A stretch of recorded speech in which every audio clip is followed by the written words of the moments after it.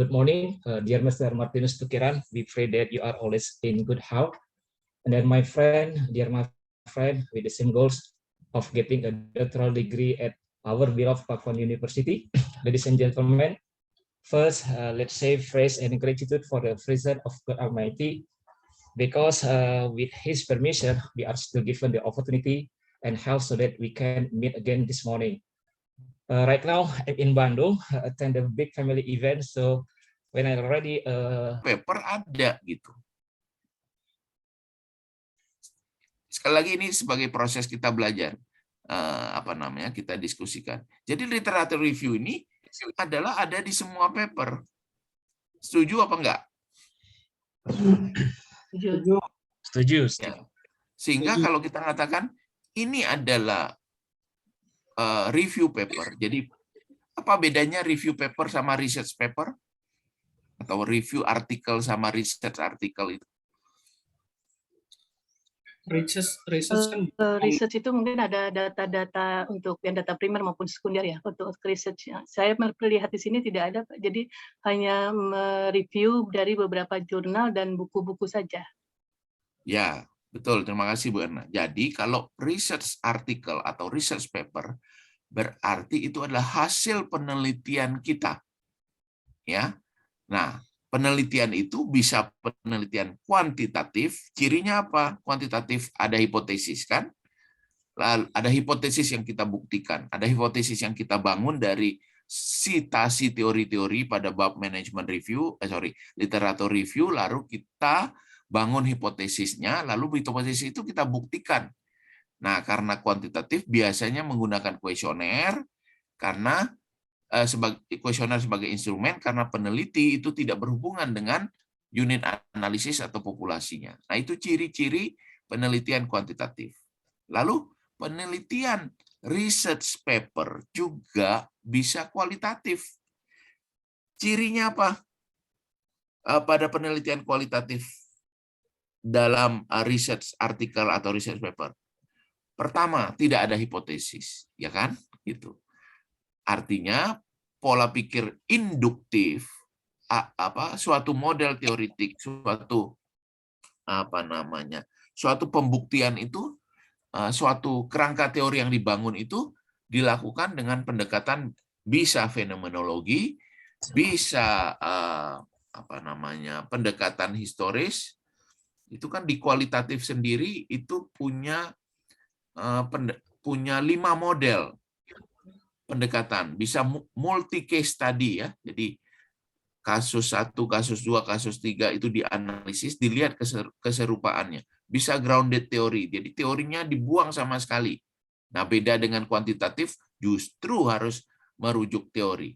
Nah, bisa etnografi, bisa fenomenologi tadi. Kalau etnografi itu biasanya dipakai untuk penelitian antropologi ya, penelitian perkembangan budaya, penelitian etnis, penelitian historical, penelitian yang sifatnya ex post facto, kejadian lampau yang digali lagi dalam sebuah konstruk atau pola pikir baru.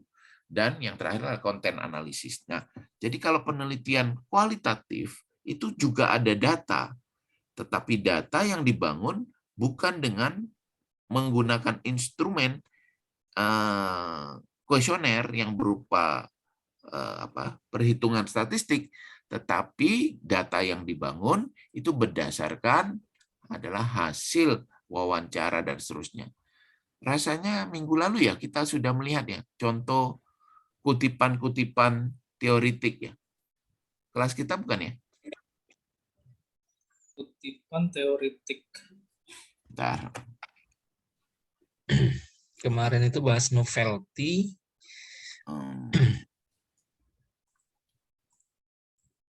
Ada kutipan-kutipan teoritis dari sebuah paper itu. Minggu lalu apa topiknya dari paper kelompok 2? Ini organization excellent. Organization excellent. Pendekatannya kualitatif bukan? Enggak, dia kuantitatif. Cari dulu. Dia pakai regresi itu, yang papernya Pak Yusuf itu. Oke. Iya. Ini masalahnya kalau saya mengajar di beberapa kelas yang berbeda, ini otaknya udah nggak bisa switch on, switch off. Sabar ya sebentar.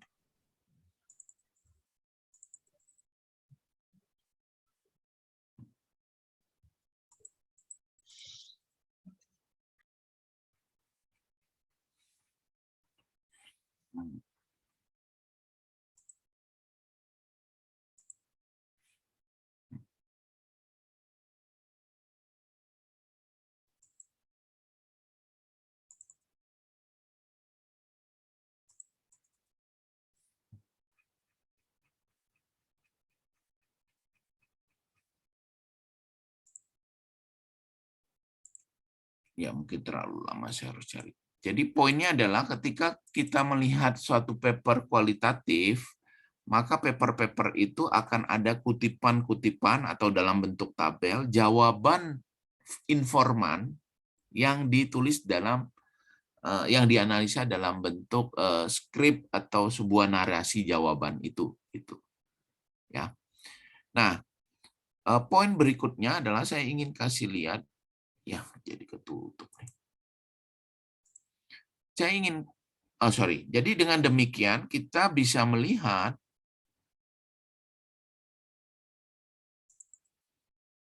perbedaan yang mendasar antara research paper dan review paper. Nah, sekarang saya mau kasih lihat sebuah review paper yang menurut saya ini adalah harusnya demikian. Kita lihat ini ya. Dalam judulnya sudah eksplisit dikatakan Artificial Intelligence in Tactical Human Resource Management, sebuah sistematik literatur review gitu. Tapi biasanya di beberapa jurnal itu akan diidentifikasi ini sebagai sebuah research atau sebagai review paper. Nah, teman-teman sekalian, kalau kita lihat ke bagian metode, ke bab metodenya, yang tadi tidak ada ya. Di abstrak tidak ada. Enggak, di metode gitu, enggak ada kan? Tidak ada. Tidak ada. Nah, coba kita baca ini. Gambar 2 menunjukkan proses seleksi dari literatur yang dikaji. Data menunjukkan ada berapa banyak yang dia rujuk? 315.000 paper yang dia kumpulkan. Dari 315.000 paper itu kemudian dipilah tanggalnya, mungkin dia cut off ya, di atas tahun 2010 misalnya. Lalu bahasa yang diambil juga misalnya bahasa 5 besar PBB atau bahasa Inggris. Kemudian juga sudah paper itu sudah dilakukan review dari jurnalnya. Maka dari 315 itu muncul 36.000 paper yang relevan dengan kebutuhan peneliti ini. Dari sana dilakukan langkah-langkah sebagai berikut, bahwa dari 36.000 yang didapat dari 315.000 itu disortir lagi menjadi 697 paper dengan merujuk kepada sumber jurnal yang apa istilahnya tuh bereputasi ya. Ada Scopus, ada World of Science di sini ya, dan seterusnya. Jadi ada 697 jurnal. Lalu 667 jurnal ini kemudian dilakukan kajian lagi, di mana 697 ini yang bicara tentang topik dia. Maka terdapat 74 artikel yang unik, yang spesifik terhadap kebutuhan dia. Dari 74 ini, 33 paper yang dianalisis secara mendalam. Jadi teman-teman bisa lihat nggak? bagaimana keseriusan orang ini untuk melakukan review paper gitu. Nah, kalau kita banding, nah oleh karena itu review paper tadi dia tuliskan dalam bentuk sistematika, ya, bahwa ada paper-paper pembahasan terkait ini jumlahnya sekian, lalu yang di study fokus yang dia lakukan, yang dia review adalah mulai dari 2014 terhadap 33 paper, di mana topik yang dia kaji ini terkait dengan artificial intelligence ini ada deskripsi yang berbeda-beda, dan ini yang kemudian diulas oleh dia gitu. Nah, kalau kita bandingkan dengan paper ini, ya, saya tidak sedang berusaha mengatakan paper pilihan Pak Herman dan Bu Erna ini baik atau tidak baik, tetapi kita melihat ada review paper yang begitu serius melakukannya. Nah, sehingga kalau kita lihat ini, review atau paper yang dia review itu kemudian di sini seolah-olah gado-gado kan, comot sana, comot sini, ambil sana, ambil sini. Tapi saya kira tadi Bu Erna juga sudah mengkritisi gitu. Nah, walaupun tadi ada pujian ya dari kelompok 3 kepada daftar pustakanya cukup baik, tapi daftar pustaka itu adalah daftar pustaka yang grambiang itu apa ya, kemana-mana gitu. Tidak pada sumber pustaka yang sudah mengkerucut, itu maksud saya. Nah, teman-teman, saya belum baca detail, tetapi sekilas kalau kita lihat konstruksi paper ini, itu lebih cocok ditulis dalam bentuk buku kan. Jadi merujuk pada pendapat ini, pendapat itu, hasil penelitian ini, penelitian itu. Tetapi koherensi, keselarasan paper yang satu dengan paper yang lain, sehingga mau dibandingkan, sehingga mau dianalisis, itu tidak ada di dalam konstruk paper ini dibanding yang tadi ya, yang ini gitu. Dia sudah nanti ini paper yang ini saya masukkan ke ini ya, ke grup. Anda bisa lihat. Jadi teman-teman, saya ingin mengatakan review paper itu kan memang tidak mudah ya. Tetapi research paper membutuhkan waktu kan. Maka kemarin kan Pak Trisno tanya, boleh nggak Pak UAS-nya pakai research paper gitu. Nah, pertanyaannya, research paper memang lebih mudah, tetapi membutuhkan waktu karena Bapak harus mengumpulkan data gitu. Makanya saya paksa aja review paper supaya Anda juga belajar untuk kita review papernya berdasarkan berapa? 33 ya? 3. 3 saja kan? Nah, kita ambil buntutnya saja lah. Buntutnya benar. Ambil depan atau belakangnya. Jadi maksud saya tidak mau mempersulit Anda seperti ini, harus harus menseleksi dari ribuan paper, di mana orang ini serius sekali kalau menurut saya ya gitu. Dari ribuan paper kemudian dianalisis sampai 33 paper yang dianalisa dalam studi ini. Nah, poinnya teman-teman, review paper memang lebih sulit. Tetapi kan kita mau belajar gitu. Karena kalau misalnya Bapak sudah 10 tahun, 20 tahun yang selalu dengan setia banyak membaca, banyak melakukan research, banyak juga membahas jurnal-jurnal, maka Anda akan mempunyai inventory di dalam pikiran Anda keselarasan satu paper dengan paper lain, dan Bapak Ibu pada saatnya nanti pasti akan mampu melakukan review paper ini. Nah, sehingga poin yang mau saya simpulkan teman-teman sekalian adalah yang disebut jurnal, ya, yang disebut jurnal itu adalah hasil penelitian.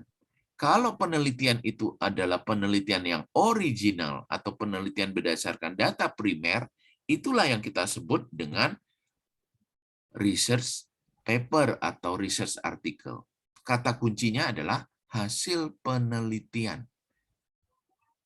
hasil penelitian kita sendiri dengan data primer yang kita kumpulkan, lalu kita analisis dan kita sajikan dalam bentuk jurnal, itulah research article. Nah, data primer itu bisa tadi ya, kuantitatif, bisa kualitatif.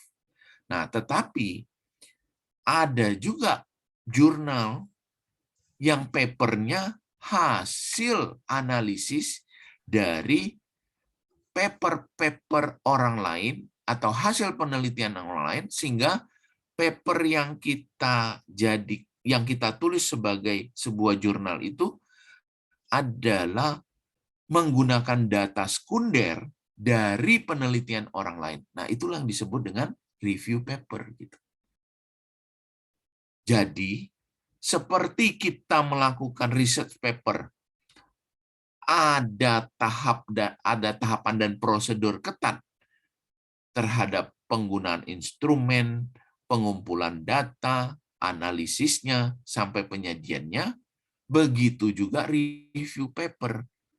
Bahwa ada data dari hasil penelitian orang lain, maka prosedur dan tahapan untuk mengumpulkannya, membandingkannya, menganalisanya juga harus ada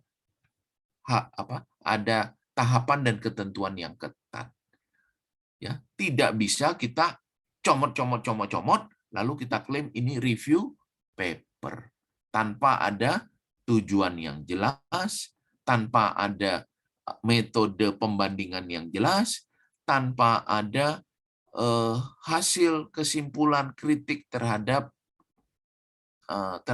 data sekunder yang kita analisis itu. Ya. Nah, inilah Bapak Ibu sebagai ujung perbedaan antara dialektika dan retorika yang favoritnya Pak Trisno itu. Apa bedanya Pak Trisno?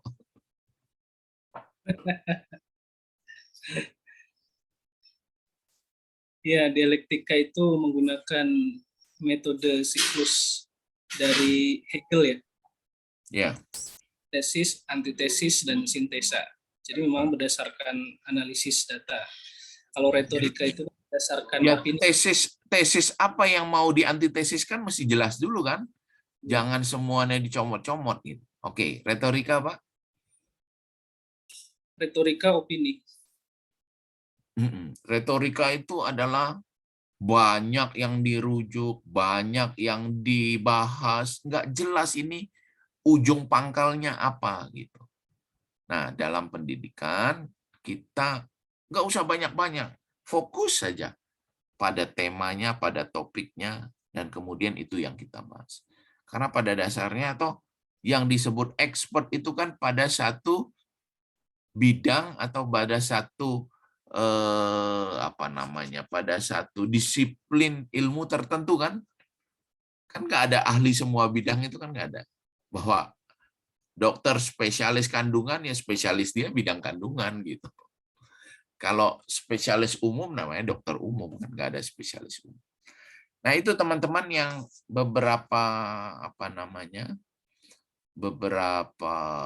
kritik dan pandangan saya terhadap paper yang dibahas yang cukup baik oleh kelompok 3 hari ini.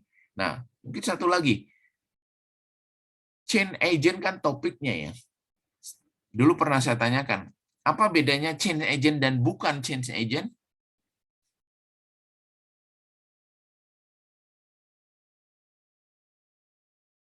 Masih ingat nggak? Siapa change agent itu di dalam perusahaan atau organisasi? Semua orang, Pak. Nah, semua orang adalah suatu pandangan atau suatu mazhab atau suatu tesis tertentu. Tetapi banyak juga konsep atau tesis lain yang mengatakan, oh tidak semua orang terpilih, benar nggak? Betul. Nah, orang-orang dipilih dan bahasa saya diberi kaos, I am change agent gitu. Dikasih insentif. Paket. Dikasih insentif. Jadi bedanya change agent dan bukan, ya dia punya kaos Pak, yang nggak change agent nggak punya kaosnya gitu.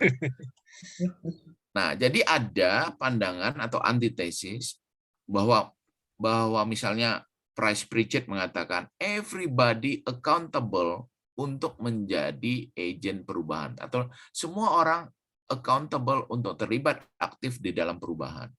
Tetapi ada antitesis mengatakan agen perubahan adalah orang-orang yang dipilih, yang mempunyai kompetensi misalnya, yang mempunyai communication skill yang bagus, yang mempunyai kompetensi-kompetensi tertentu sebagai syarat, kemudian diberikan pelatihan khusus kan untuk menjadi katalisator dalam tahapan manajemen perubahan itu.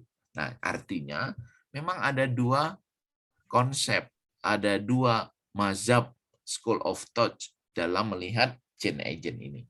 Nah, mana yang Anda pilih atau mana yang sesuai dengan selera Anda, nah silakan itu yang difokuskan, itu yang diolah, itu yang kemudian dikuatkan di dalam katakanlah penelitian Anda, atau di dalam pendapat Anda, atau di dalam argumen Anda. Gitu. Oke, sampai sejauh ini ada pertanyaan, komentar?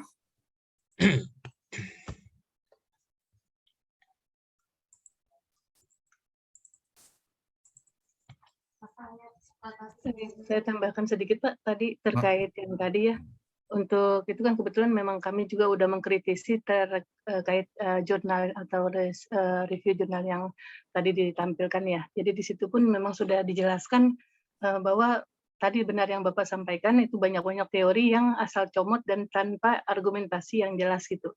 Itu juga sudah disampaikan oleh kami di review jurnal berikutnya yang sudah dibuat seperti itu Pak. Oke, terima kasih Bu Erna. Ya, ini diskusi kita membantu kita ternyata jurnal-jurnal yang ada itu tidak semuanya bagus kan? Ternyata banyak juga jurnal abal-abal gitu. Artinya kita pun harusnya mampu nih menulis jurnal, dan Bu Erna sudah memulai itu dari sejak semester-semester lalu ya. Jadi teman-teman, ini kita nih sekarang kan trennya berubah ya. Orang tidak nonton TV lagi, sekarang nonton YouTube. Begitu juga kelihatannya di dunia pendidikan. Orang tidak lagi banyak mengandalkan textbook, tetapi banyak mengandalkan jurnal dan harus membaca jurnal. Nah, teman-teman, ini saya ketemu nih yang tadi saya bilang, ada paper kualitatif ya. Nanti saya share juga di grup. Ini contohnya adalah Exploring Risk Management Quality Assurance Model pada higher education di area konflik di Syria gitu. Nah, ini penelitian kualitatif. Nah, dari mana penelitian research artikel yang kualitatif ya. Jadi kalau kita lihat di pada bab 1 biasa introduction ya. Bab 2 studi objektif ya, bab 3 metode. Nah, di sini sih dia sebut mixed method gitu, tapi mixed method bagian kuantitatifnya itu tidak signifikan karena itu hanya statistik deskriptif saja gitu. Jadi dia mulai dengan kualitatif. Kalau mulai dengan kualitatif namanya apa? Mixed methodnya?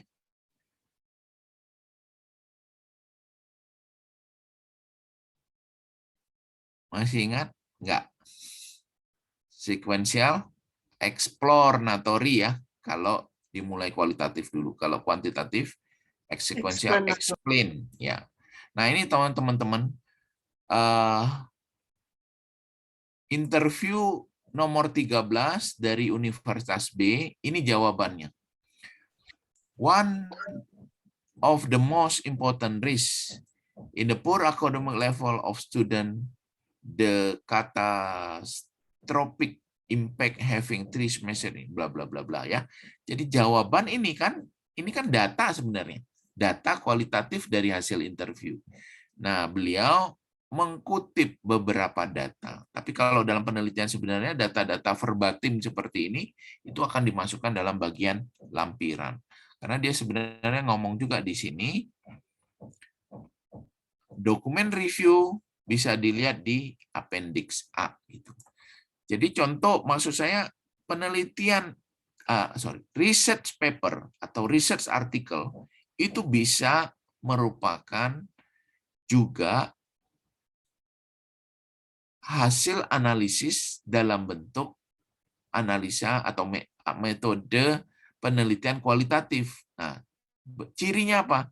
Ada interview seperti ini, ya, yang kemudian direduksi dengan triangulasi itu yang kita kenal. Ya. Ini contohnya bahwa kita melihat ada paper kualitatif yang dianalisis seperti ini. Banyak hasil-hasil interview yang dia bandingkan satu dengan yang lain, dari informan nomor 2 dibandingkan dengan informan nomor 11 dan seterusnya. Ya, nanti ada, coba baca saja. Tidak berarti ini papernya baik sekali, tetapi minimal kita mengenali beberapa model ini. Oke, any question?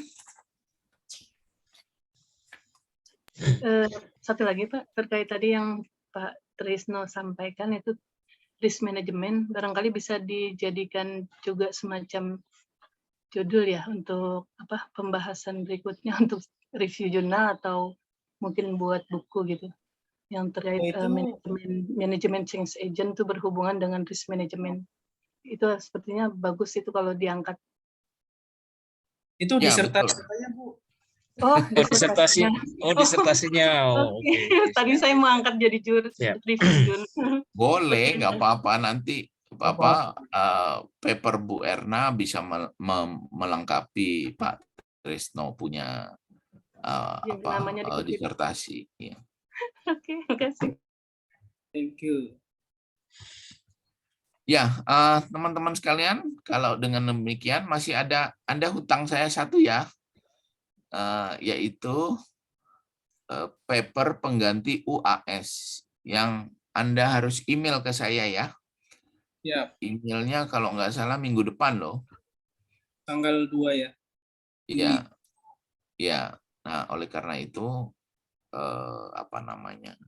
penuhi kewajiban itu, dan kalau kemudian paper itu Anda mau tindak lanjuti masukkan kepada jurnal yang lain, silakan. Itu sebagai sebuah upaya Anda juga untuk proses belajar. Kelihatannya kan zaman digital ini tak terhindarkan kita harus ikut tren untuk untuk submit ya, untuk menjadi bagian dari komunitas digital. Ya, kalau Anda mau jadi YouTuber itu kan harus banyak upload video. Jadi kalau Anda mau jadi doktor dalam masa kini ya harus punya track record digital di bidang jurnal. Nah, kesempatan tugas-tugas kuliah seperti inilah Anda jadikan bahan kan, daripada harus buat terpisah gitu. Saya mengucapkan banyak terima kasih dan menghargai ya diskusi dan proses kuliah kita separuh semester ini. Saya apresiasi saya banyak belajar dari pertemuan kelas-kelas kita. Semoga sukses dan lancar studi Anda selanjutnya, bisa selesai tepat waktu dengan hasil yang baik.